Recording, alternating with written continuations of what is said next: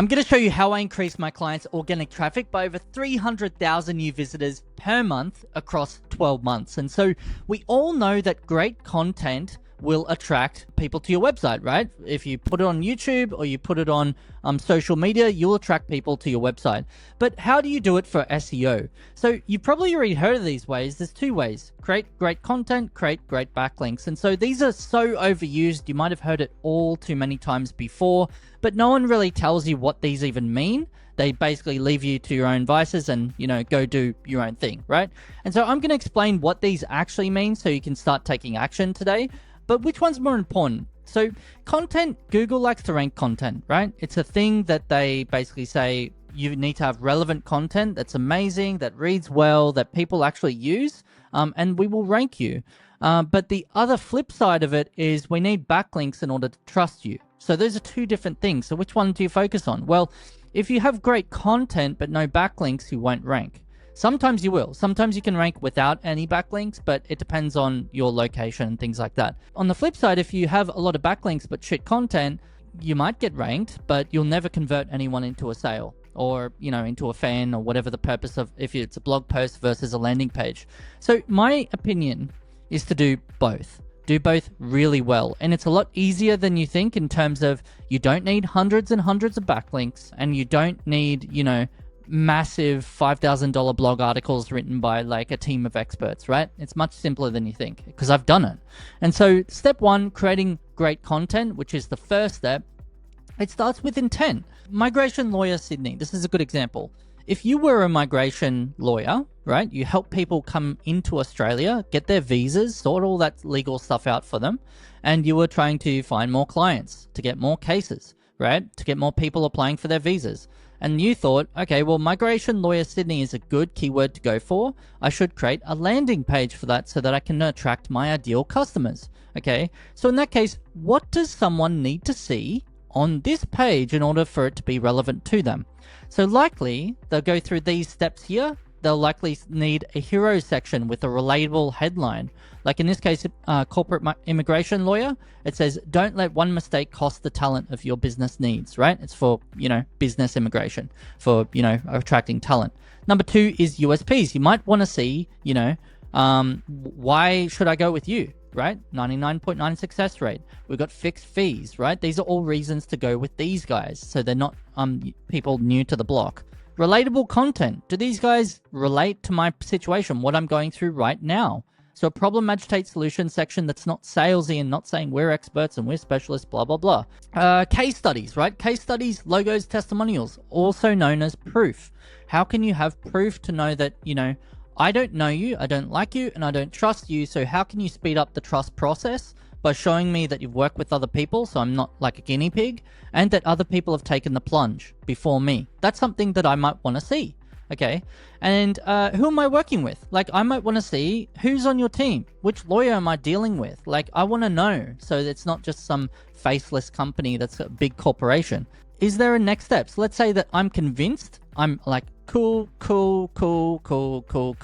I'm convinced. How do we get started, right? Just tell me in plain language. So the next step is obviously doing next step process or how it works. Like, okay, step one is schedule a call. Step two is we'll build your plan and then blah, blah, blah, blah, blah, right?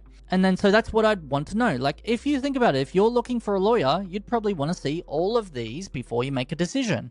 And then after that, you've got a form, like get started form, like a form here for me to get started, but what do I get out of my time and effort in putting these details in, right? Super important because, people aren't just going to do stuff because you tell them to, right?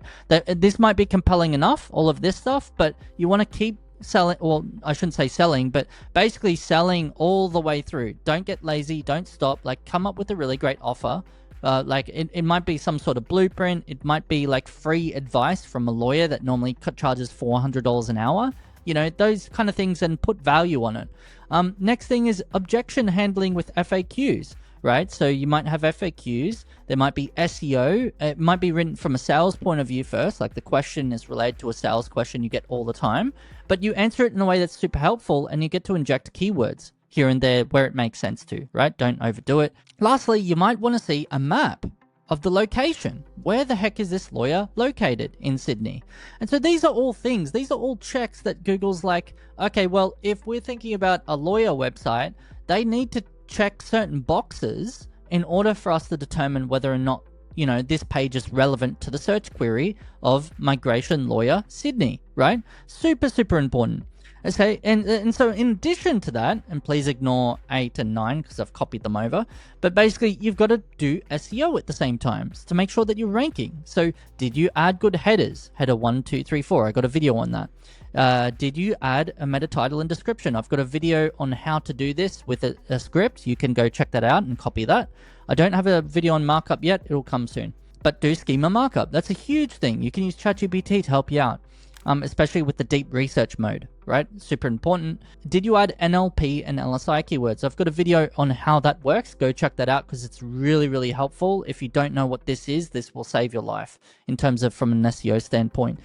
Does it load in under 3 seconds? A common one you've probably seen over the years. It's not changing, right? You need a fast website. Again, you need a website that looks great on mobile. That never changed. It's like evergreen advice. Did you add alt text to images for the visually impaired so that you're being as descriptive as possible? And guess what? This actually helps the bots and search engines to understand what the image is about, right? This helps ChatGPT. This helps all these kind of things so that you're ranking higher.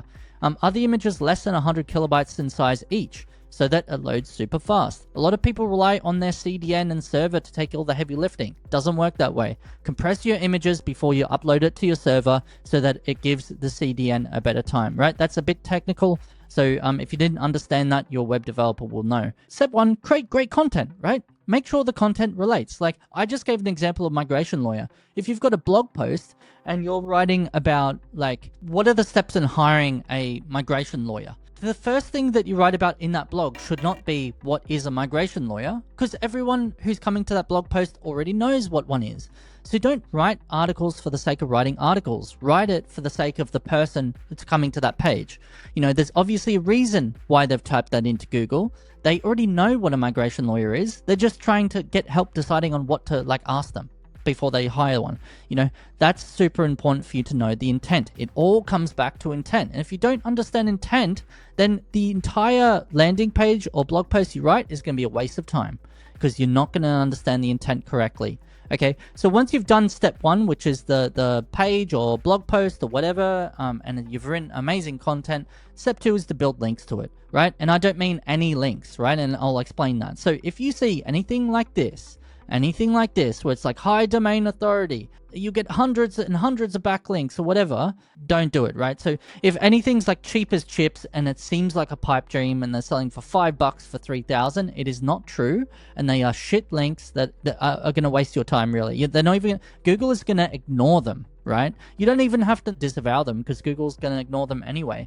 And these are likely going to be directory links. These one here, if you divide the £148 here by the amount of links that he creates you, it's going to be pennies. Like, well, not pennies, but you get the idea. It's so cheap. So if any link is under 100 US each link, then run, right?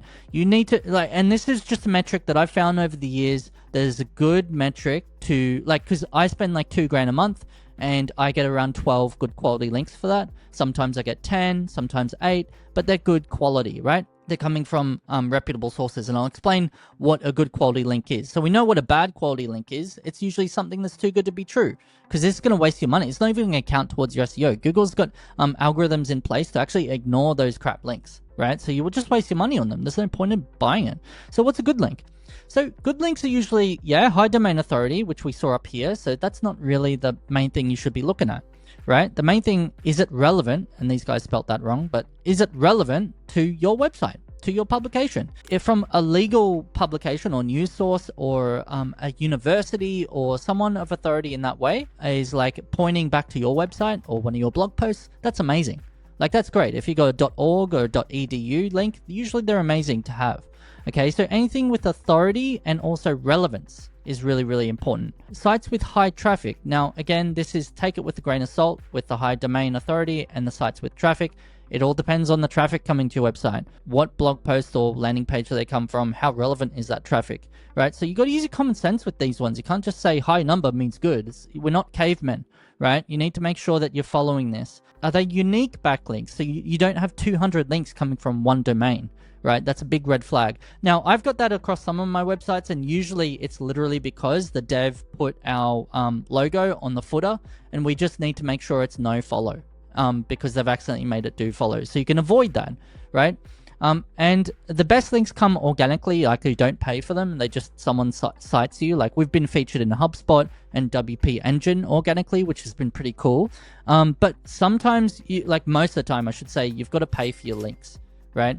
And so that's why I'm saying if you do overpay for links, this is like your barometer for, what is a quality link. And I'm going to explain some ways you can get links, right? And the reason I'm saying this, and I haven't tied it back properly, you build links to the page that you created, right? And I'll explain how many links you might need. So good companies to go with are authority builders. I've used them personally. I think they're pretty good. I've used RhinoRank. They're pretty good too. I haven't used Haro link building, but I heard they're good. Or if you want to DIY and just do it yourself because you don't have enough cash flow to hire these guys because they're like a few grand a month, then you're going to have to look into DIY stuff like featured.com. They're really, really good. If you're an expert in your niche and you're like a lawyer, or you're like even a plumber or anything, and you've got news outlets with journalists asking specific questions around what you do, and they're looking for your advice and your expert opinion, they will feature you on their blog article. They will tell you whether or not there's a do follow or no follow link. These ones don't, but most of the time they do. Their domain authority is good, and they're authoritative news source. This is one way of doing it. These are pretty good. I use this personally. It gets a good number of links. And then another option is to join a link exchange. Now, this image isn't the best because it's like saying, hey, you give me a link and I'll give you a link. It doesn't work that way anymore, and I'll explain. Basically, I mentioned this in this video simply because you can join like Slack channels and Slack communities on link exchanges. That's possible, but you must do it properly. So again, it's not you send a link to this guy and he's going to send a link to you. It's not that simple. It's more like that guy's going to send you a link from one of his buddies over here to your website, right? Like that. You're going to send him a link from you to him, or you might have another website that you own and you're going to send it to him. So it's got no connection between your site to his site, right? There's many ways to manipulate that. I'm not going to go into detail because this isn't really an advanced video, but you get the idea that you do have options, okay? And so how many links do you need? Because it sounds time consuming and very expensive. If you're spending, $3,000 to $5,000 a month on links, it better be worth your time, especially if you're selling high ticket. It will be worth your time, but if you're selling low ticket, you might have to justify why.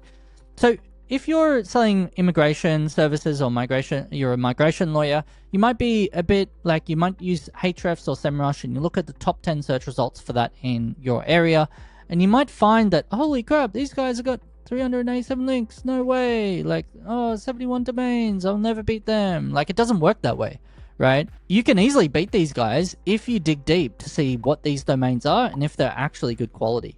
You might find dig deep, and I got a video on this actually. So go check that out, because you might find that you only need like 4 different domains and then you can actually beat these guys. Or second best, if you rank below them just here and you get 5 quality domains and you beat these guys and you build your domain rating up a bit more for trust, then you can actually get to the top spot really quickly. And I've even found, like, across a lot of my pages in niches with very low counts like this, I've beaten people with domains pointing when I've got 0. And simply because my content is way better than everyone else. I cover all the basics with SEO, the content, it's amazing. And Google ranks me above people who have even got backlinks. So it is possible to rank without links, without domains, because I've done it many times. That's better than nothing. So definitely focus on your content first, then build links to it. In this case, you might only need 5 quality links, and then you're there. So you can fact check me on this. Go to my website at josiahroche.co. Have a look at our rankings and have a look at like our value. I haven't gone into the value of traffic. That's a whole different ball game, because this is, can be misleading in a way, because you want to make sure that this is a high number, but all of the pages you're ranking for are commercial in nature, which we'll go into in another video. So that's how to increase your organic traffic for SEO. I hope this was helpful. If you've got any questions, I'm more than happy to answer them in the comments below. And until next time, see you then. Cheers.